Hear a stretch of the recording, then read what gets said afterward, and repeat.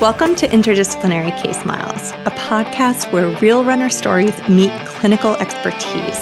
We discuss real cases that are anything from weekend warriors all the way to elite athletes, while using our evidence-informed approach. I'm Dr. Sara Raiser, a running medicine physician focusing on helping runners prevent and recover from running-related injuries while optimizing health and performance.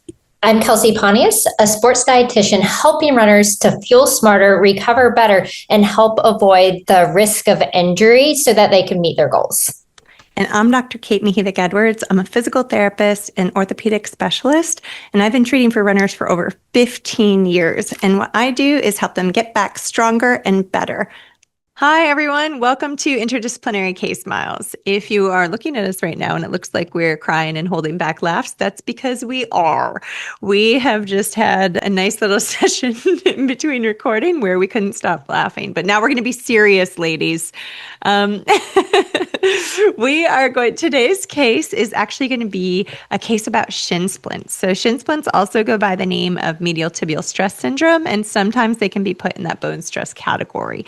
But we are just going to name it shin splints. There's a lot of different things that can happen in the shins. We will talk about some other things on another podcast. But this is one that Kelsey actually brought up because she has a lot of female athletes with shin splints. This one we're going to say male athlete, but just so you know, this whole pattern of shin splints can happen female, male, and there aren't a huge number of things that are screaming female athlete in this particular one. So this case is a 15-year-old male cross-country runner, and he has pain in bilateral shins during and after running. So particularly after he changes surfaces, like a track workout for speed versus going on the treadmill or actually outside on a cross-country course. He doesn't have any limping, there's no sharp pain, and hopping isn't an issue. So we are ruling out bone stress injury in this particular case and really sticking to that shin splints.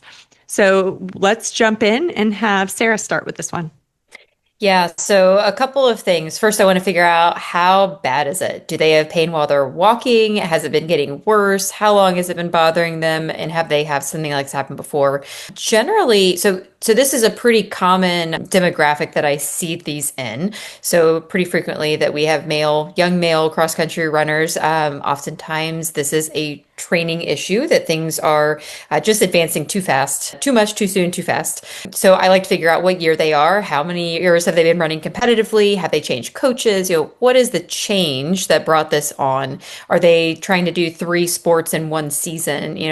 So kind of just getting a general idea of what's happening, and then also how symptomatic they are is where we start. And generally, especially if this is medial or the inner aspect of the tibia, generally, these are going to heal just fine, but we need to give them sufficient rest, and then we need to address whatever it was that brought it on. So whether this is biomechanics, training, sometimes there's also nutrition involved in these as well, usually a little bit less so than some of the more high-risk bone stress injuries, like up at the pelvis, for example.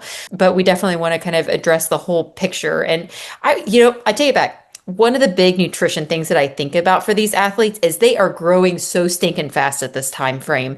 And oftentimes they are also trying to get faster. And so they're also starting to think about, well, what can I do to get faster? And so I'm going to start thinking about my body shape and, what should I be doing from that standpoint? And so there are definitely conversations that come up during this time frame as well, making sure they're getting enough. And these are definitely big conversational pieces too. And I've been surprised how much they can be involved at times when I'm focused more on kind of the biomechanics piece of it. Yeah. Do you want to jump in on that, Kelsey? I was going to go, but it feels like you're a good follow-up. Yeah, absolutely. I like to get growth charts from my high school clients and kind of plot where they are in the growth chart. Teenagers, we know that their growth rate, the only time we grow as fast as we do during this phase of development is during infancy.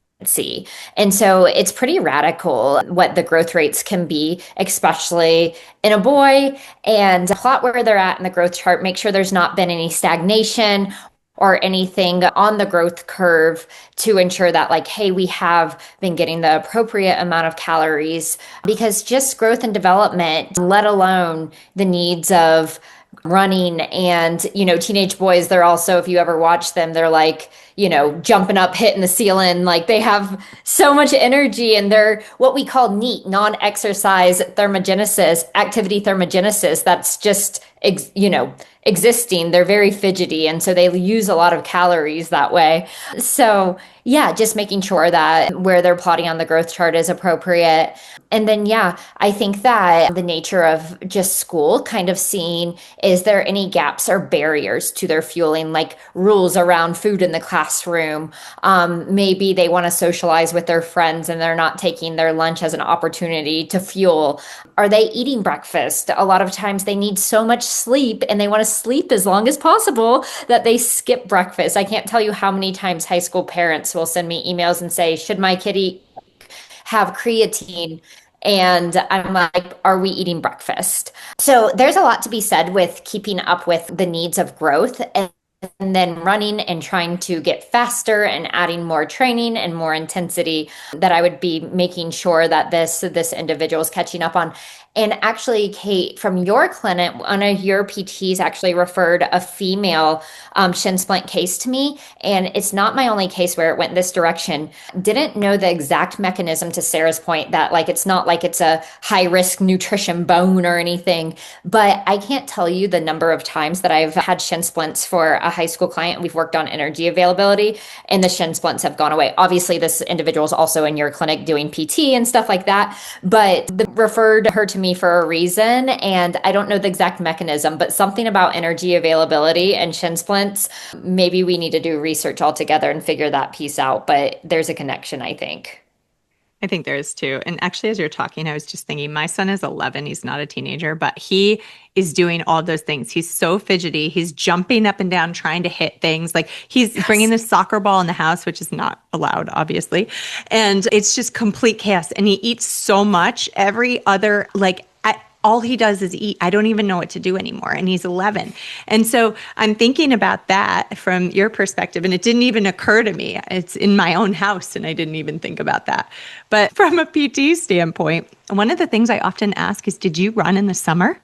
Because what happens a lot in terms of shin splints are so common because kids don't care sometimes in the summer. Like they just want to have fun. They just want to mess around.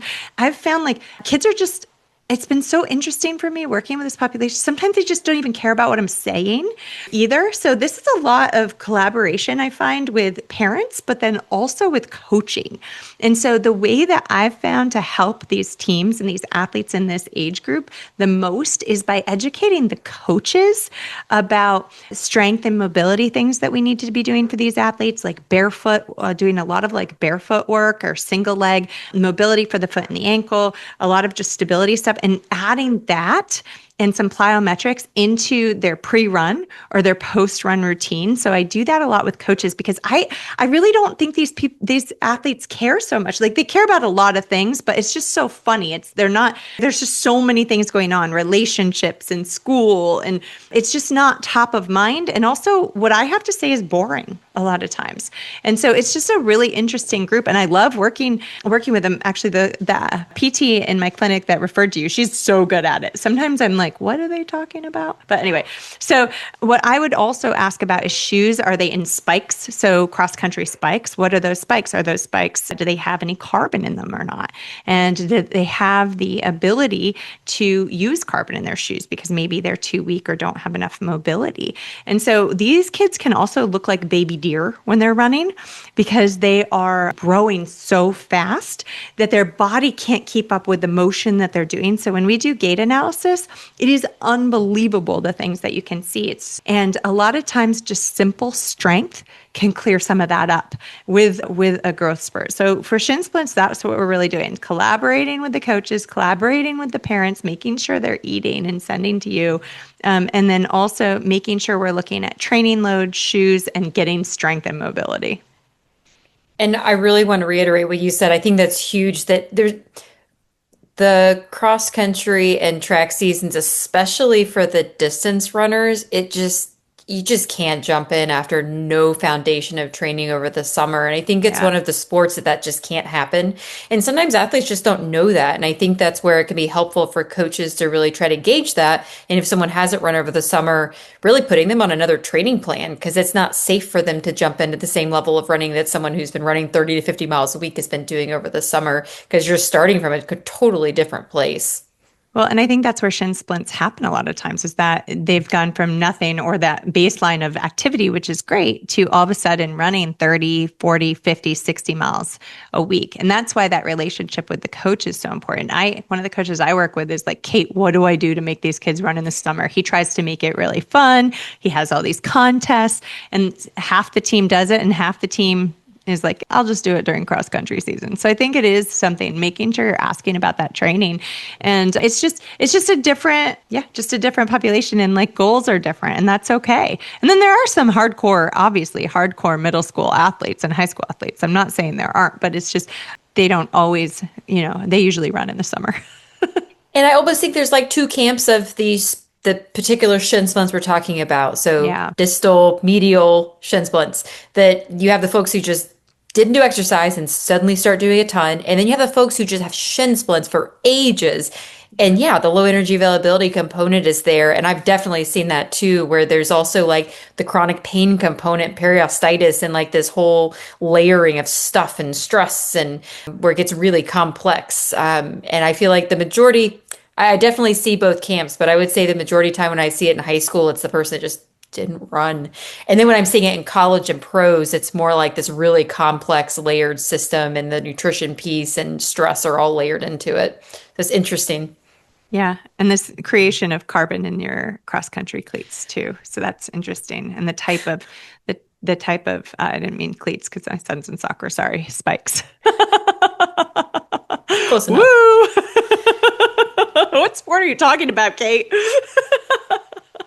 So, Kate, I wonder, would you talk a little bit about the gait patterns that you see with these folks? Because I think it's a big piece.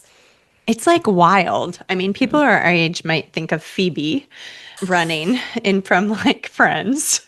And I actually got the baby deer name from my PT, Elizabeth, who that's what she described it as. And I was like, holy moly, that is exactly how we should describe that. So it's a lot of like, it's like knee valgus, hip drop, arms kind of all over the place. It's just like sorry, I hit my microphone. It's like they're swimming in the air.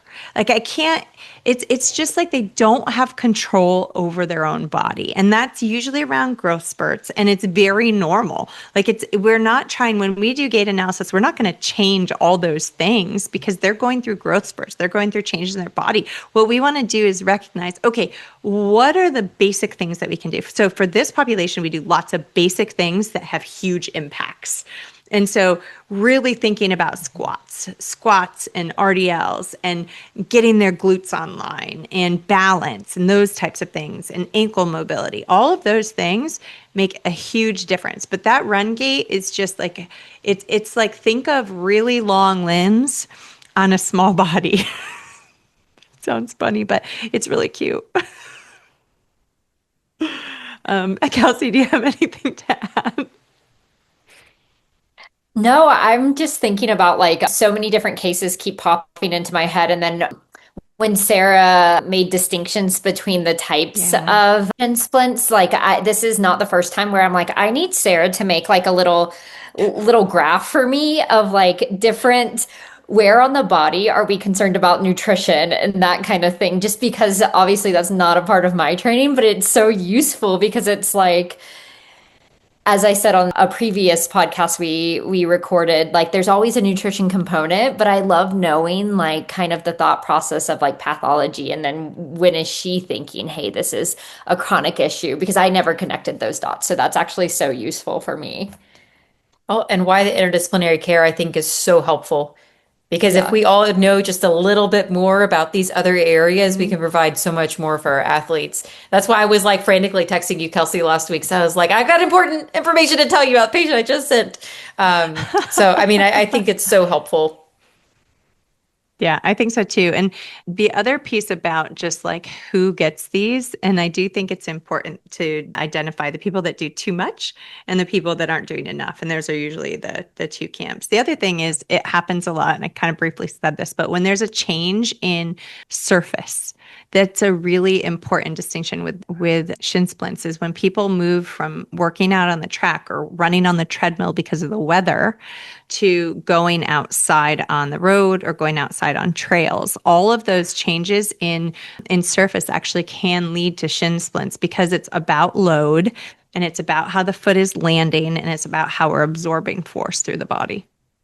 Yeah. And I've never calculated, I think this is worth saying, calculated teenage boy that are in any sport, like, and have not gotten a number less than 3,000 calories. Oftentimes I don't share this number with the athlete, especially because they need to spend their time being kids and not thinking about that component of it. But yeah, I think that that's really important as parents to kind of understand that the way that they might be eating for the phase in their life should look far different than or might, maybe. There's a good possibility it looks a lot different than what your teenage athlete's plate should look like. Kelsey, And what are some of the biggest changes that you end up making for these folks? Like, what are the most common things you end up seeing when you have this type of athlete come in your clinic? I promise you the skipping breakfast thing is so huge because oftentimes if they have a morning practice, then these kids are up at like 5 a.m. and they want to sleep as long as possible. And who can blame them? Sleep is also really important. So it's like, I don't want to be in war with sleep versus nutrition.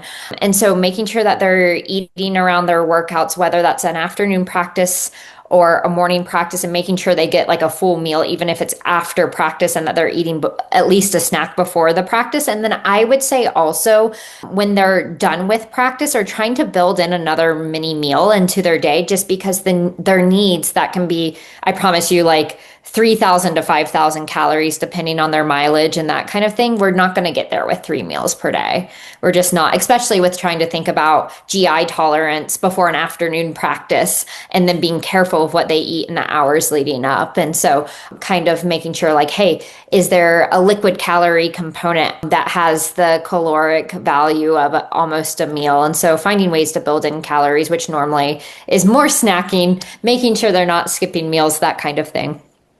And as you've been talking, one of the things I thought about was that I will oftentimes, I think some of these athletes will eat like this ginormous dinner and think that's sufficient, right? So like talking about the within day energy deficits and like once you pass that time slot, you've kind of had a missed opportunity, not stressing about it, but just like the timing actually matters. And I think that's so hard to get across to a teenage boy. Well, I also want to say, I didn't realize this until I had a son that was, he's 11, but they're not allowed to eat in class and they're not allowed to eat. There's a lot of rules around when you can eat in school. And I actually talked to someone at school and I said, that's not acceptable for a fueling perspective. And so I said, my son needs to eat more. And they said, if you get a doctor's note, you can do it, but you have to have a doctor's note in order to eat snacks at school. And I didn't know that. So I think that's something worth bringing up. And maybe that's a change that needs to be made in higher education. And again, wow, that's a huge change. And, we're on this little podcast, but it was something I was completely surprised at, especially because of the knowledge I have around fueling and the importance for an athlete. So I said, okay, I'll get a doctor's note. No problem. When I was in high school, I remember sneaking snacks. Yeah. We weren't allowed to have anything either, but we did. Yeah. I think that like the cost of that is like, okay, maybe they need to run the vacuum one more time, or maybe they are worried about it being distracted. But I feel like that could be easily mitigated with like a list of approved snacks and, of course, allergies and stuff like that. But I feel like there could be an approved thing because I often think that and then get mad that like, there's the other kids that go to school and even with water bottles, like them being worried that there's alcohol in water bottles. And I'm like, oh, that's such a disservice for my athlete in Florida that really needs to hydrate before they're running. That's the opportunity. Yeah. And sometimes I'll say to Andy, like, let's put a smoothie in your water bottle so that you get more calories. So it just depends. But yeah, that is another thing that I didn't know until I became a parent of a child that's doing a sport and, hungry literally all the time. So, all right, guys. Well, I think that really wraps us up here. And I just want to say, is there anything you want to close with, Sara? What's your take home here? Number one, I didn't know how many things that we had to talk about with these cases until we got into like we need more time. So yeah, I mean, I think the biggest thing is, below the knee bone stress injuries or shin splints. I generally think biomechanics has a role. Usually there's training errors, but obviously there can be times in life like adolescence where the nutrition component's really important. A lot of different scenarios that you can see this in, but got to really address this from all perspectives, like all of our conversations. Kelsey? Yeah, I think that just, in this phase of growth, kind of what I was saying, just understanding the critical need for nutrition. I got an email last week that was about a mom being worried about their kids' metabolism potentially slowing down, but they're a senior in high school and they're going on to run collegiately, and just kind of understanding that the body really develops male and female into our mid 20s. And so understanding that just development itself costs energy in the form of calories. That's great. I think my biggest take home is that just do some strength. Like if we can get them to do any strength a couple times a week, it can make a big difference in run gait. It can make a big difference in how they feel, in their power, in their resilience towards energy. And then let's figure out fun ways to make them run in the summer so that training load isn't a problem. All right. Well, thank you everybody for listening to us yet again. If you like this podcast, please like it and maybe rate it, give us 5 stars. That'd be cool. And then if you want, you could pass it along to your friends, because that's how we spread the word of something like this. We want this to be in the hands of coaches and healthcare providers and athletes, because we want to help as many people as possible that touch the lives of runners. So please pass this on. And if you want to send us an email because you have questions or you want us to do a case, then send us an email at runcasemiles@gmail.com.